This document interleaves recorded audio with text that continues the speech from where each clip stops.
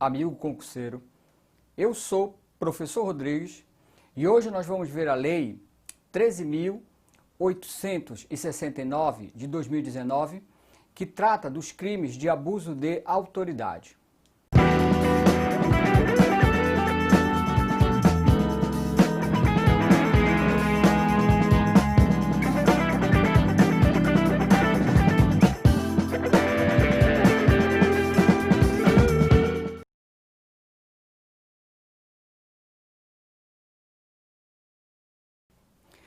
Lá no artigo 1º, nós vamos ver o seguinte, tá? Esta lei vai definir os crimes de abuso de autoridade cometidos por agente público, servidor ou no exercício das suas funções ou a pretexto de exercê-la. Então, a primeira coisa importante aqui é nós sabermos exatamente quem são, ou seja, o conceito de agente público. O conceito de agente público para fins de aplicação da nova lei de abuso de autoridade é amplo e abarca todas as formas de vínculo que a gente possa ter com a administração pública.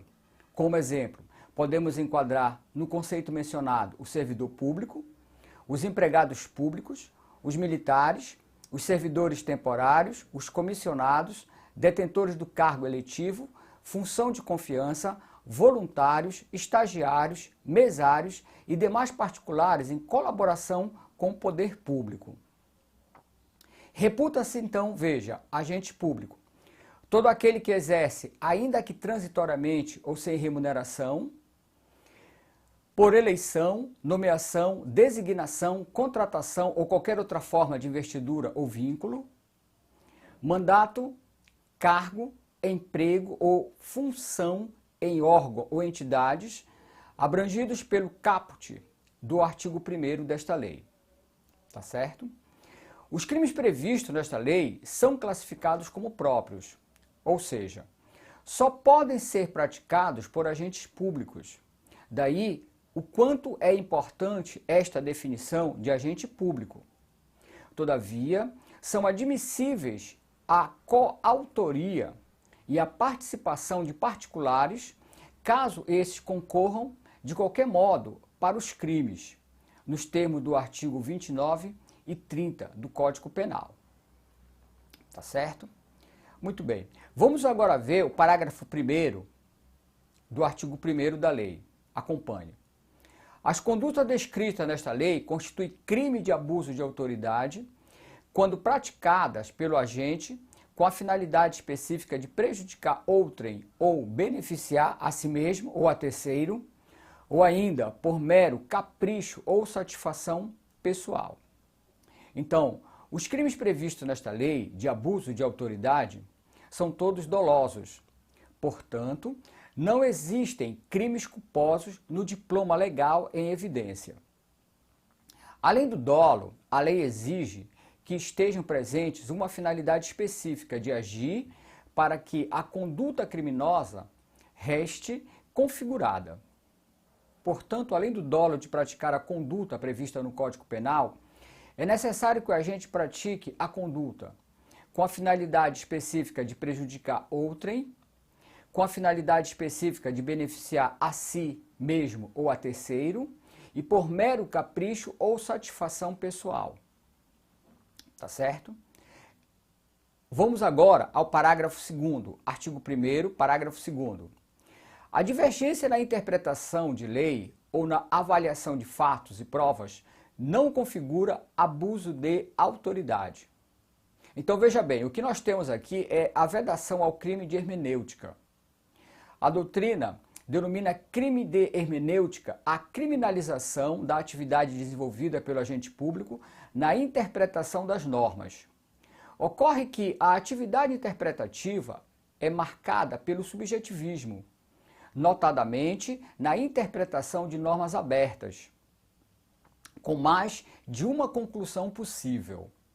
Por esse motivo, o legislador buscou resguardar a atividade do intérprete tanto na interpretação das normas quanto na análise dos fatos e provas, vedando o chamado crime de hermenêutica.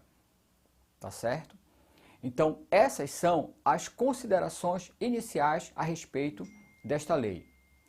Vamos agora ver quem são os sujeitos do crime. Vamos ao artigo 2º da lei? Então acompanhe.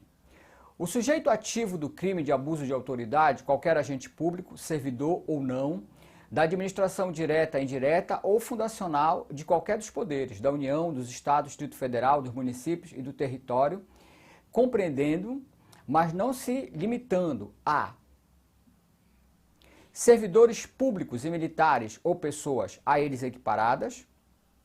2. Membro do Poder Legislativo. 3. Membro do Poder Executivo. E 4. Membro do Poder Judiciário. Tá certo? 5. Membro do Ministério Público. 6. Membro dos tribunais ou conselhos de contas. Reputa-se agente público, para os efeitos desta lei, todo aquele que exerce, ainda que transitoriamente ou sem remuneração, veja que isso é importante, por eleição, nomeação, designação, contratação ou qualquer outra forma de investidura ou vínculo, mandato, cargo, emprego ou função ou órgão ou entidades abrangidos pelo caput deste artigo. Tá certo? Então veja aqui esse esquema, tá? Você pode dar uma pausa agora no vídeo e anotar aqui esse esquema. Então veja, autoridade, qualquer agente público, seja servidor público ou não, da administração direta, indireta ou fundacional, de qualquer dos poderes, executivo, legislativo e judiciário, da União, dos Estados, do Distrito Federal, dos municípios e dos territórios. Agente público, todo aquele que exerce, ainda que transitoriamente ou sem remuneração, por eleição, nomeação, designação, contratação, qualquer outra forma de investidura ou vínculo, mandato, cargo, emprego ou função, em órgão ou entidade da administração pública direta e indireta, ou fundacional de qualquer dos poderes em todas as esferas. Tá certo? Então essas é que são as autoridades públicas. Tá certo? Muito bem. Vamos agora ver a ação penal. Artigo 3º da lei. Acompanhe. Os crimes previstos nesta lei são de ação pública incondicionada. 1. Parágrafo 1º. Será admitida ação privada se a ação penal pública não foi intentada no prazo legal, cabendo ao Ministério Público a queixa, repudiá-la e oferecer denúncia substitutiva, intervir em todos os termos do processo, fornecer elemento de prova, interpor recurso e a todo tempo, no caso de negligência de querelante, retomar a ação como parte principal. Parágrafo 2º. A ação privada subsidiária será exercida no prazo de, grifa, 6 meses.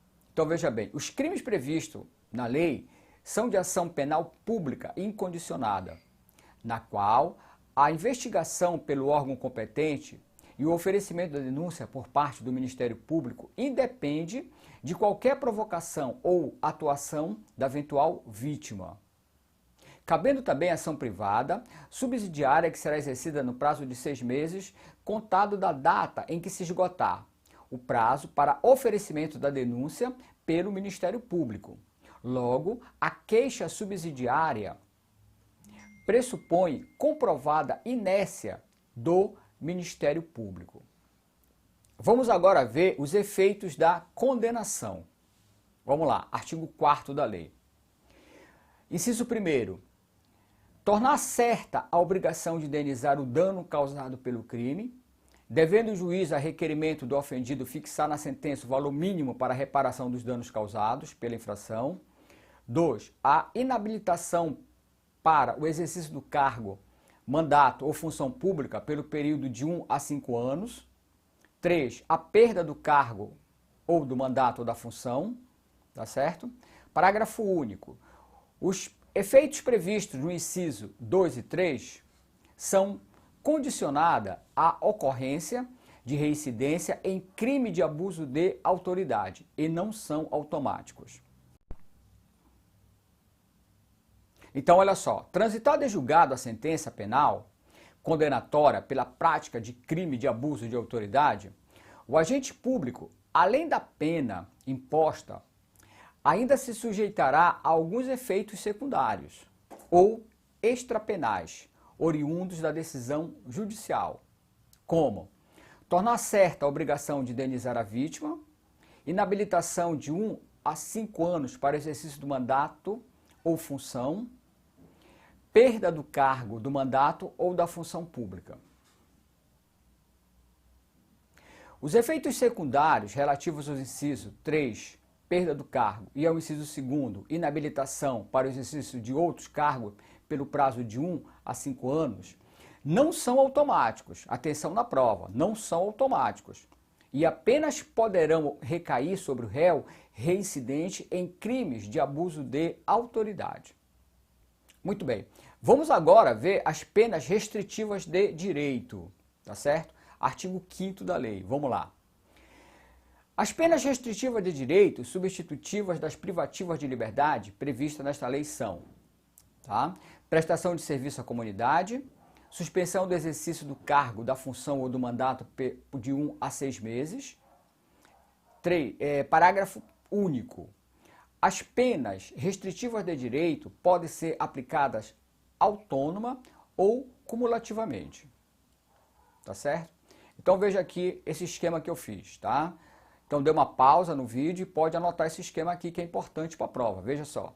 Penas restritivas de direito, elas podem ser prestação de serviço, tá? Que por sua vez pode ser à comunidade ou a entidades públicas.